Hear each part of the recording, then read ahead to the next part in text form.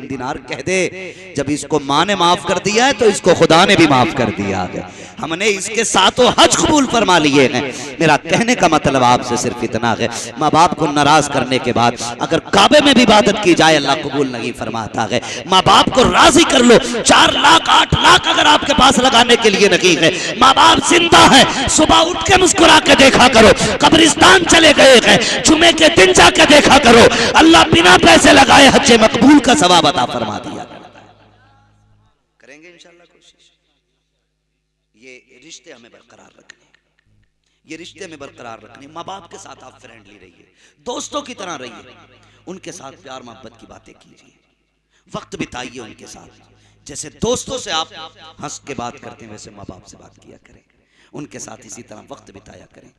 इसलिए कि बुढ़ापे में सबसे बड़ी बीमारी ये नहीं होती है कि आदमी कमजोर हो, घुटनों पे इस तरह हाथ बांध के बैठी हुई है और सर घुटनों पे रखा हुआ है और आप आहिस्ता आहिस्ता रो रही हैं। पैगंबर जैसी अंदर गए हैं, जाके माँ के गले में हाथ डाला है। अजीब रिश्ता होता है औलाद का माँ बाप के साथ। यही समझाना चाहता हूँ मैं आपको, मेरे नबी ने माँ के गले में हाथ डाला और जैसी माँ का चेहरा उठा है, माँ की आंखों में महबूब ने आंसू देखे हैं। मेरे नबी ने कहा था अम्मी जान रो रही हो, इतना कहना था, फिर सब्र के बंधन टूट जाते हैं। चीख निकली सैयदा आमीना की।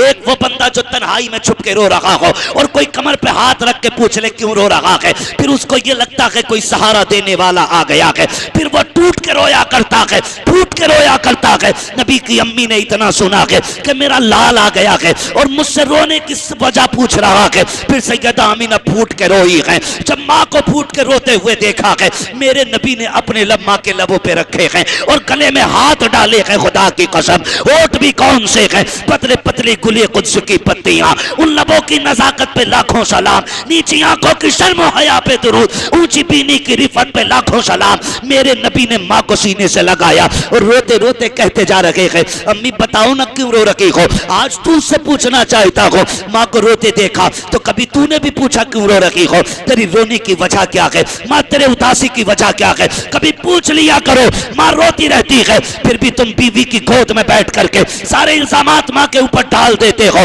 खुदा की कसम मैं आपको दावे के साथ ये बता सकता हूँ, माँ कभी बहुओं से नहीं लड़ा करती है, माँ कभी बेटे की दुश्मन नहीं होती है, बल्कि माँ जो लड़ती है उस औरत से लड़ती है कि जिसके अंदर वो माँ तलाश करती है, उस औरत से लड़ती है कि जो उसके बेटे को वो प्यार नहीं देती है जो एक माँ दिया करती थी। खुदा अपने घरों को बेहतर करो और मेरी बात गौर से सुनना, माँ बाप को ख्याल रखा करो। हुजूर ने माँ के गले में हाथ डाला, अम्मी क्यों रोई हैं? मेरे नबी की अम्मी का जवाब सुनना।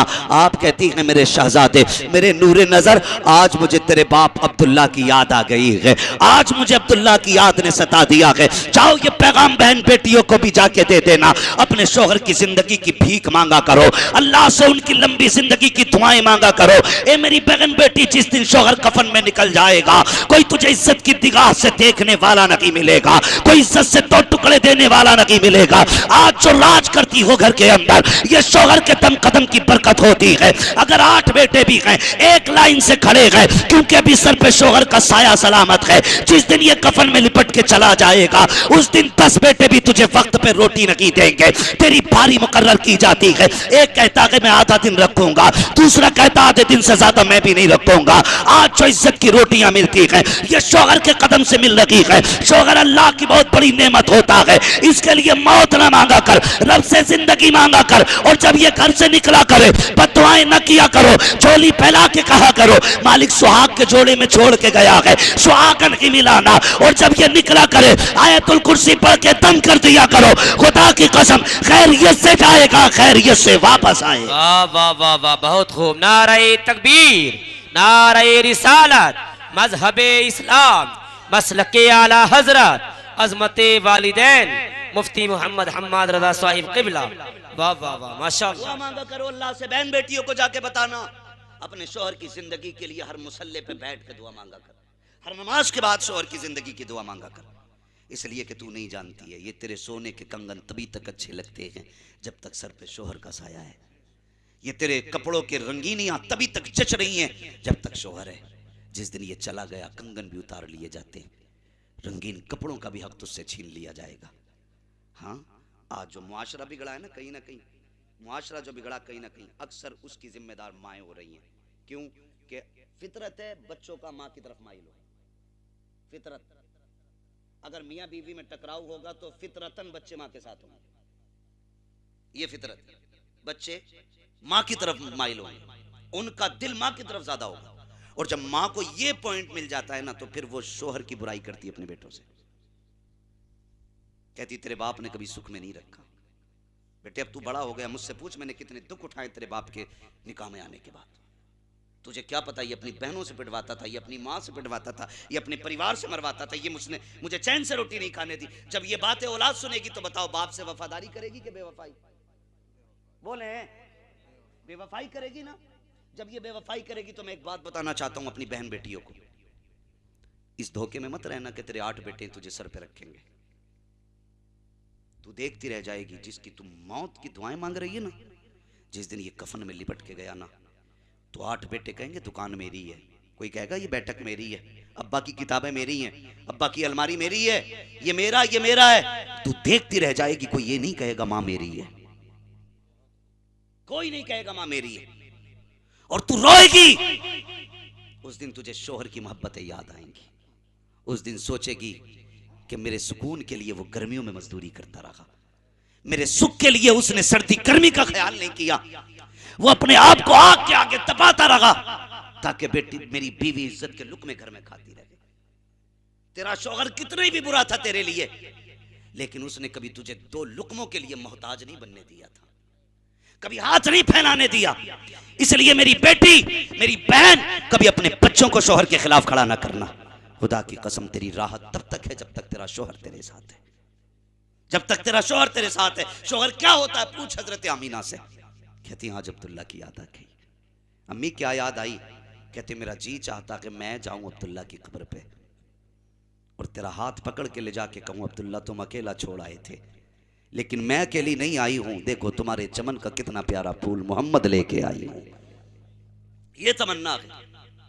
हुजूर ने इतना सुना, अच्छा अम्मी गए, दादा की गोद में बैठे। दादा और पोते का रिश्ता भी बहुत बड़ा रिश्ता होता है।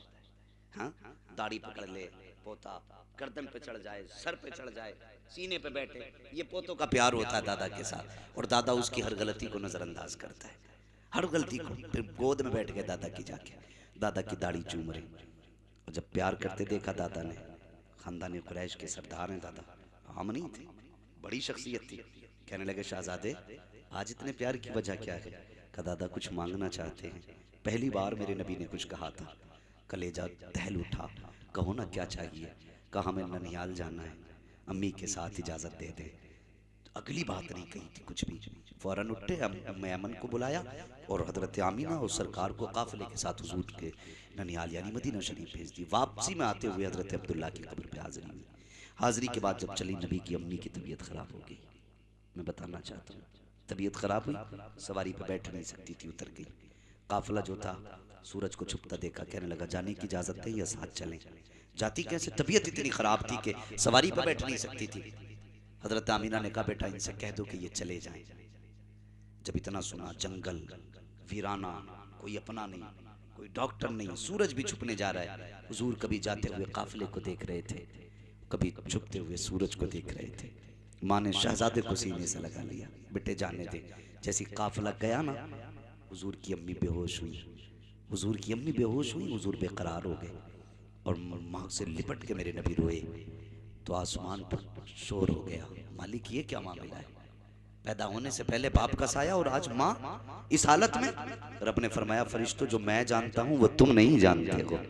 मालिक ये क्या मसला है? कहा ये मेरा और मेरे महबूब का मसला है। कहा मालिक फिर महबूबों के साथ ऐसा कब किया जाता है? पैदा होने से पहले बाप का साया और 6 साल की उम्र में माँ का साया। अल्लाह अकबर। फरमाया फरिश्तों तुम देखते जाओ, तुम देखते जाओ। थोड़ी देर गुजरी, माँ को होश आया, बेटे को रोते देखा। आखिरी लम्हा सैयदा आमीना के सीने से लगाया और फरमाती मेरे शहजादे आंसू ना बहा।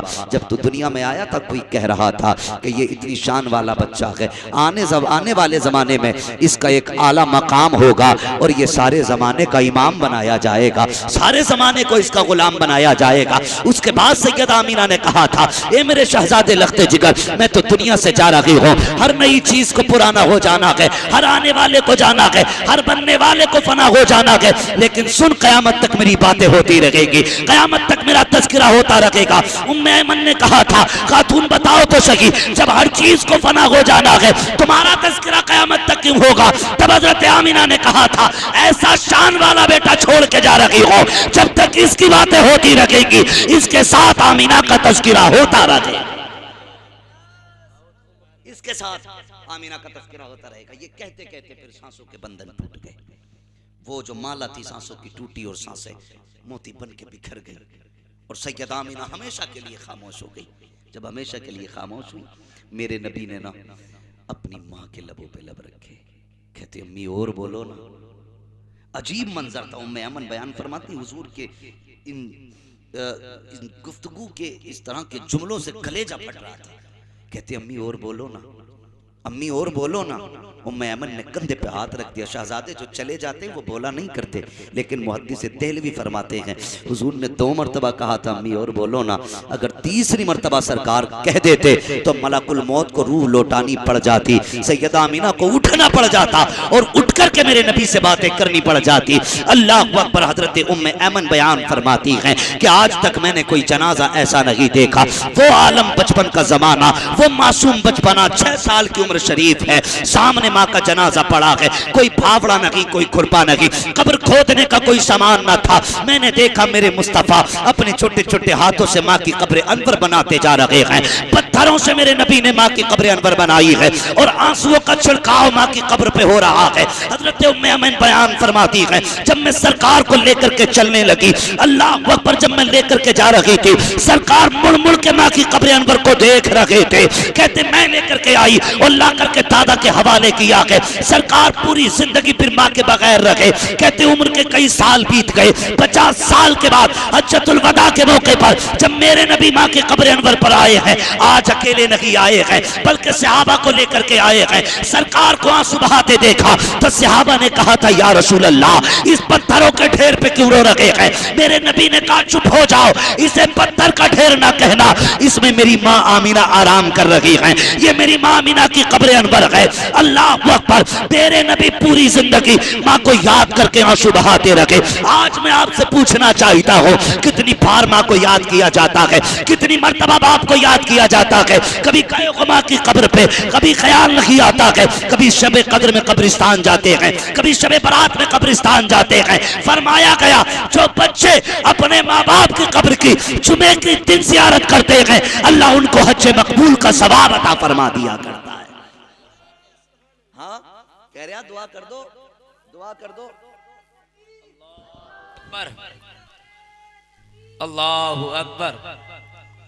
या रसूल अल्लाह, जिंदाबाद जिंदाबाद। आला हजरत, आला हजरत, आला हजरत, आला हजरत, ताजुश शरिया, ताजुश शरिया। माशाअल्लाह मुफ्ती साहब, माशाअल्लाह। जिंदाबाद जिंदाबाद। अल्लाहु अकबर। आज ये पैगाम लेके जाओ मौलाना ज़ियाउद्दीन रहमतुल्लाहि तआला अलैहि की महफिल से। ये पैगाम लेके जाओ, अपने माँ बाप की कदर करनी है, उनकी इज्जत करनी है, जीते जी उनकी इज्जत करनी है। खुश नसीब हैं जिन्होंने माँ बाप को पाया, उनकी खिदमत की और जन्नती हो गए। इससे बड़ी बात क्या होगी? इससे बड़ी बात क्या होगी? खुश नसीब बेटे होते हैं जिनसे माँ बाप राजी होते हैं। कोशिश ये करना, हम और आप मिलकर के माँ बाप की कुर्बानियों का बदला तो नहीं दे सकते, अलबत्ता उन्हें राजी करने की कोशिश करें। वो जिस हाल में भी हो उन्हें राजी रखना है, जिस सूरत से भी हो सके उन्हें राजी रखना है। पूरी कोशिश करनी है माँ बाप को राजी रखने की। अगर माँ बाप नाराज हो जाए ना, फिर अल्लाह मुंह पे सारी इबादतें मार देता है। ये ख्याल रखिएगा। मुझे हज़रत मालिक बिन दिनार की एक बात याद आ गई। अल्लाह हर बेटे को माँ बाप को राजी करने की तौफीक अता फरमाए। आप ना फरमाती, मैं हरम शरीफ में था तो मेरे कानों में आवाज़ आई, मालिक बिन दिनार जा, वो काबे के कोने पे एक हमारा बंदा खड़ा है, एक बंदा खड़ा है, उसका एक हाथ कटा है, एक आँख नहीं है, उससे जाके कह दे अल्लाह ने तेरे हज को कबूल नहीं किया है। गए, जाके देखा तो वो कह रहा था लब्बैक अल्लाहुम्मा लब्बैक। आप जाके कहते हैं जा, रब ने हुक्म दे दिया है, तेरा हज कबूल नहीं है। वो घुटनों के बल जमीन पे गिर गया, रो के कहता मालिक 7 साल हो गए तेरे घर आते आते, वो कौन सा दिन होगा जब तू मेरी हाजिरी कबूल करेगा। जब 7 साल की बात सुनी ना तो हजरत मालिक बिन दिनार के कान खड़े हो गए, कहने लगे क्या कह रहा है। कहा हजरत 7 साल हो गए, हर साल हज करता हूँ, फिर आखिर में किसी के जरिए खबर आ जाती है मेरा हज कबूल नहीं। आप कहने लगे फिर बताना यार कौन सा गुनाह किया है। कहने लगा बस माँ नाराज है, माँ नाराज है। फरमाने लगे कि माँ को राजी क्यों नहीं कर लेता।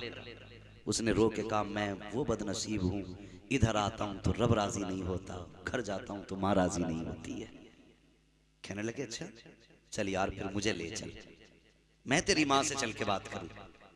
हजरत मालिक बिन दिनार उसके घर के दरवाजे पे गए। उसने कहा मुझे मैं क्या करूंगा जाकर के, मेरी माँ मुझसे बात करना नहीं चाहती। कहा चलना मैं करूंगा बात।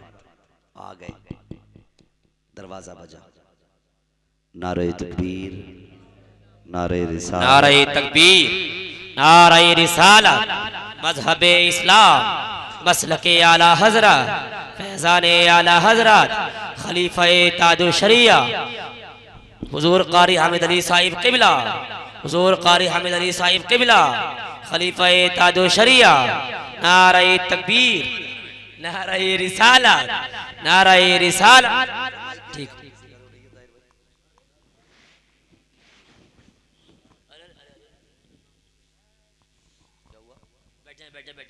बैठ जाइए, तशरीफ रखे, बैठ जाइए।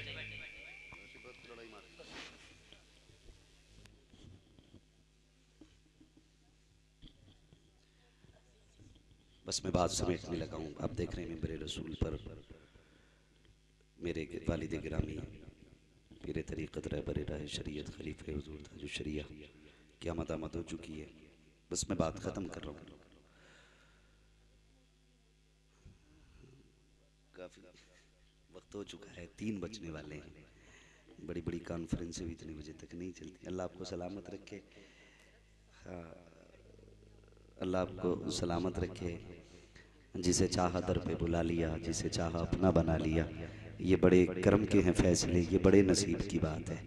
तो हुजूर की महफिल है, इसमें मेरा कमाल नहीं है, सारा अमीना के लाल का कमाल है।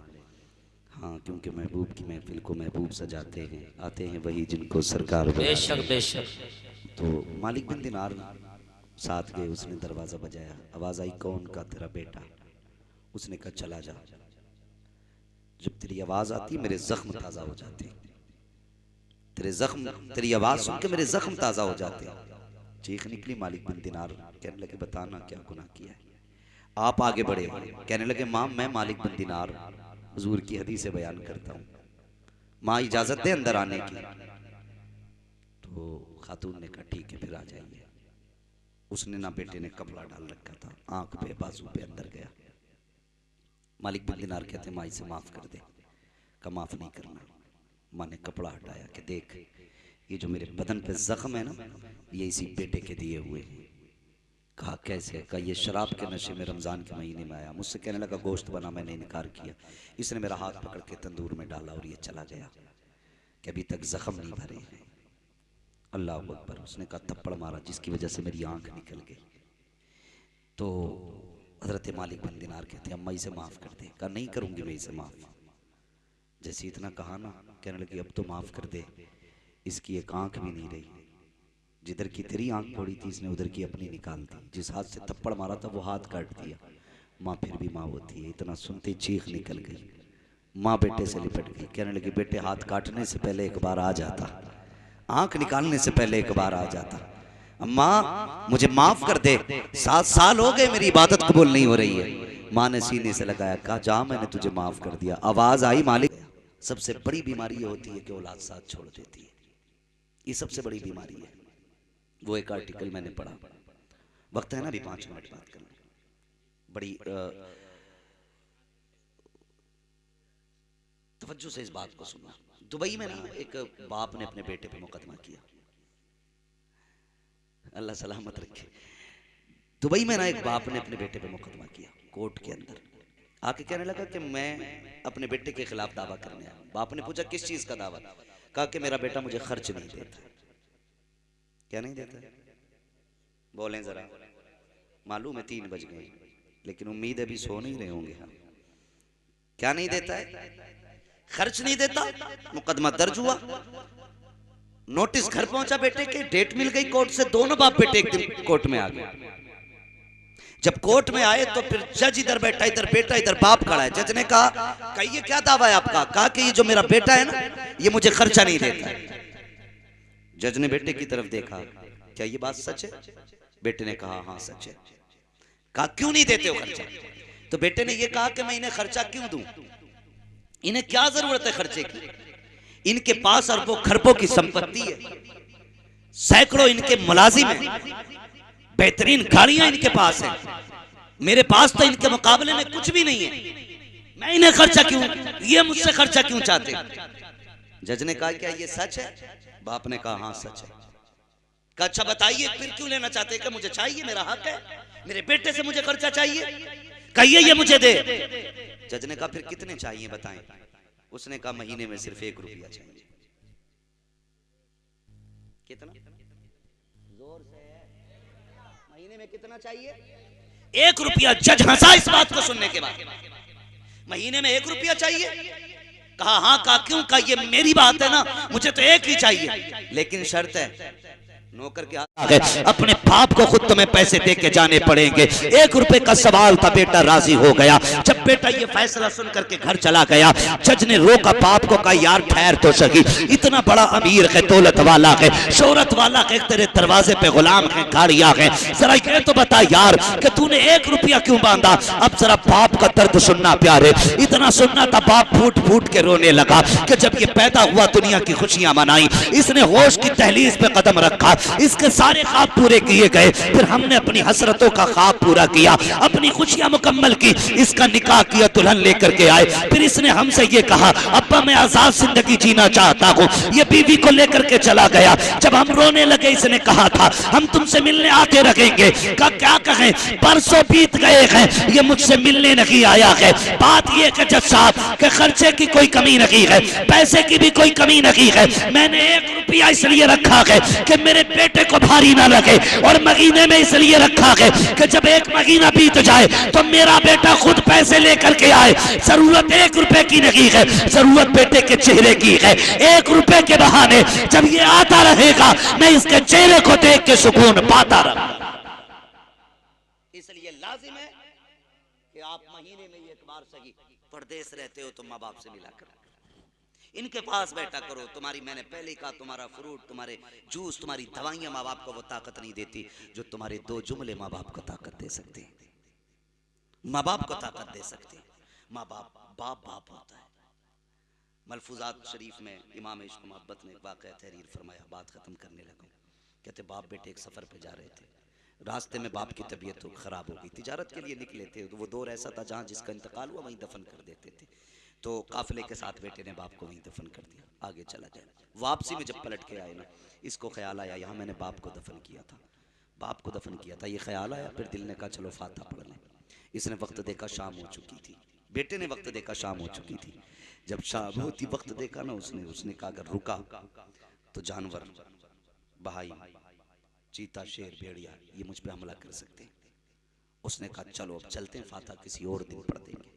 आला हज़रत फरमाते हैं जैसे इसने चंद कदम आगे बढ़ाए ना, तो पीछे से बड़ी दर्द भरी आवाज आई और इसका बदन कांप गया। वो आवाज शेर चीते की नहीं, बाप की आवाज थी। उसने आवाज दे के कहा नादान, एक शेर के डर से अपने बाप की कब्र पे फातिहा पढ़े बगैर जा रहा है। वो कहता सुन, अगर मेरी जगह तू लेटा होता और तेरी जगह मैं खड़ा होता तो तू शेर के डर से जा रहा हो, तेरी कब्र और मेरे बीच में कोई आग भी बिछा देता ना, तो मैं अंगारों पे चल के आना पड़ता तो चल के आता, तेरी कब्र पे फातिहा पढ़े बगैर नहीं जा सकता था। ये बाप होता है और एक औलाद होती है। लाजिम है हम अपने माँ बाप को याद रखें और इनकी जिंदगी में भी इनसे प्यार करें, इनसे जाने के बाद भी इनसे प्यार करें। मैंने पहले एक बात कही थी, हमने जमाने को कहते सुना है जब से बाप गया बेटा गया है बाप की कमर टूट गई। ये किसी को कहते नहीं सुना जब से बाप गया है बेटे की कमर टूट गई हो। ऐसी मोहब्बतें पैदा करें, ऐसे रिश्ते बनाएं कि हम एक दूसरे के बगैर रहने के आदी ना हो। मौत सभी को आनी है, ये अटल फैसला है। कोई नहीं रहना है, सबको फना होना है, मर जाना है सभी को। लेकिन मज़ा जब है खुदा की कसम, लोग अगर पूछे ना किसका जनाजा है तो किसी को बताना ना पड़े, तुम्हारे कफन की खुशबू बता दे, लहद में इश्क़ रुखे शह का दाग लेके चले। अंधेरी रात सुनी थी चराग लेके चले, तेरे गुलामों का नक्शे कदम है राहे खुदा, वो क्या भटक सके जो ये सुराग लेके चले। अल्लाह ताला कारी साहब को, इनके घर वालों को सब्र जमील अता फरमाए, अजर जजील अता फरमाए, और मौला करीम मरहूम की कब्र पे करवट करवट अपनी रहमतें नाजिल फरमाए। बड़ी कामयाब ज़िंदगी जी मौलाना ज़ियाउद्दीन साहब ने, बड़ी कामयाब ज़िंदगी जी गए, और इतनी कामयाब ज़िंदगी जी गए, मैंने फ़ोटो में उनका चेहरा देखा, आखिरी लम्हों में भी लबों पे मुस्कुराहट थी, लबों पे मुस्कुराहट थी। कारी साहब ने कहा कि आज भी चले जाओ तो कब्र से खुशबू आती होगी। ये अल्लाह वालों की कब्रें बताती हैं, ज़मीन मैली नहीं होती, ज़मन मैला नहीं होता, मोहम्मद के ग़ुलामों का कफन मैला नहीं होता है। हाँ, तो हुजूर के हो जाओ, हुजूर के हो जाओ, हुजूर के हो जाओ। काम ऐसे अल्लाह करने की हमें तौफीक दे कि हमसे माँ बाप भी राज़ी रहें, खुदाए पाक भी राज़ी रहे। फरमाया गया, तुम्हारे रब ने फैसला फरमा दिया कि तुम्हें इबादत सिर्फ अल्लाह की करनी है, और इबादत के बाद माँ बाप की फर्माबरदारी करनी है, उनके साथ उसने सलूक करना है। फिर क्या मिलेगा? फिर ये मिलेगा कि सुबह उठ के खाली चेहरा देख लोगे, हम हज मकबूल का सवाब दे देंगे। पूरी रात क़याम में गुजारो, पूरी रात मस्जिद में बैठ के गुजार दो, सुबह को माँ से बाप से आके मुंह बिगाड़ के बात करो, पूरी रात की इबादत मुंह पे मार दी जाती है। खाली ईशा पढ़ के सो जाओ, फजर जमात से पढ़ लो, मुस्कुरा के माँ बाप को देखो, अल्लाह हज मकबूल का सवाब अता फरमा देता है। अल्लाह ताला हमें माँ बाप की खिदमत करने की तौफीक अता फरमाए। बस जो हुए गलत उनको माफ़ फरमाए रब्बे कायनात। ज़िंदगी ने दिया साथ, फिर होगी मुलाकात, चमन रहा फूल खिलेंगे, ज़िंदगी रही फिर मिलेंगे, मुसाफिर हैं हम भी, मुसाफिर हो तुम भी, किसी मोड़ पर फिर मुलाकात होगी। फ़कीरान आए सदा कर चले, सदा खुश रहो ये दुआ कर चले। सारे लोग कलमा शरीफ पढ़ लीजिए, ला इलाहा इल्लल्लाहु मुहम्मदुर रसूलुल्लाह व मा अलैना इल्लल बलाग। अस्सलामु अलैकुम।